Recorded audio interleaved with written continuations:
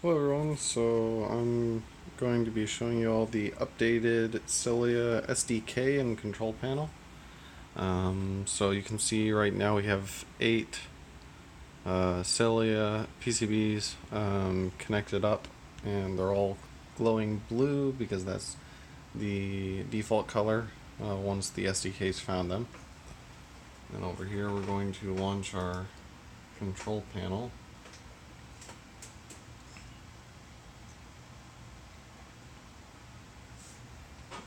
Once that comes up, then we'll notice that all of the different ones glow different colors, and so this is actually for helping us organize the Cilias as far as the computer is concerned in a surround smell configuration.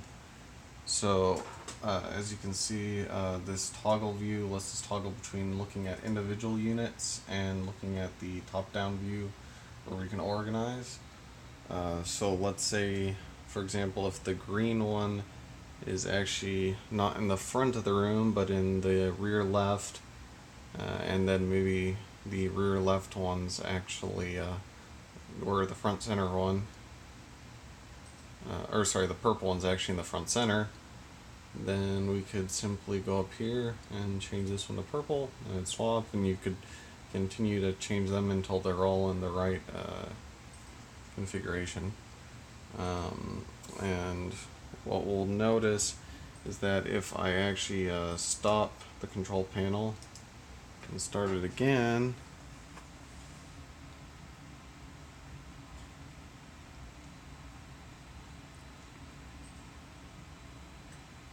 okay, the green one is still in the same place, which is exactly what we'd expect. It's only changed as far as up here is concerned, so you can see now the front one's considered purple as far as the control panel is concerned. And so how it's actually communicating with the SDK is, for one, over the TCP/IP connection, similar to the way the plugins do, and also through a series of files saved in app data, so that it can save different smells and colorations. So what we'll go ahead and do now is say we come over to this front right one here, and we change the smell to apple, and then maybe this one's leather, and then this one's lemon. You can see we change, and then over here still has its own set of smells. But if we go back to the right, then you can see it still has the apple, leather, lemon configuration.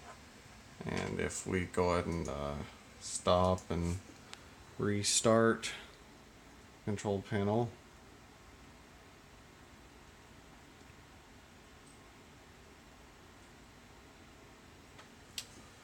then move over here, we can see apple, leather, lemon. So it's maintained that.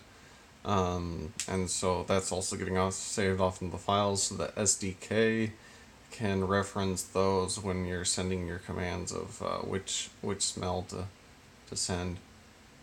So what we'll go ahead and do now is look, we can actually add some custom smells. So let's say we want to add maybe bacon. We'll add that smell. You can see it now populated over in the possible smells to remove. Cheese.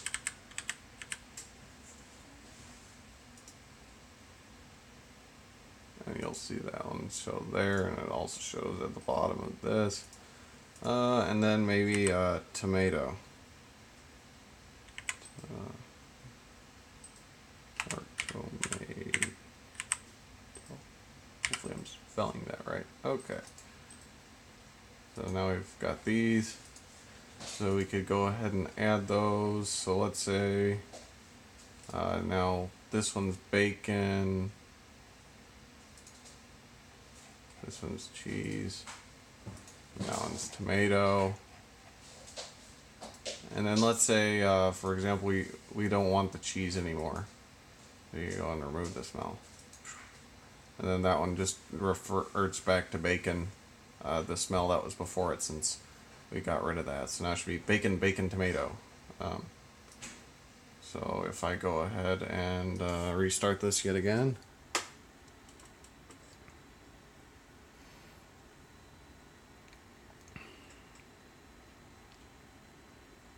Okay, and then we move over. We can see bacon, bacon, tomato. So it's been preserved, and we can do that for any of the different smells.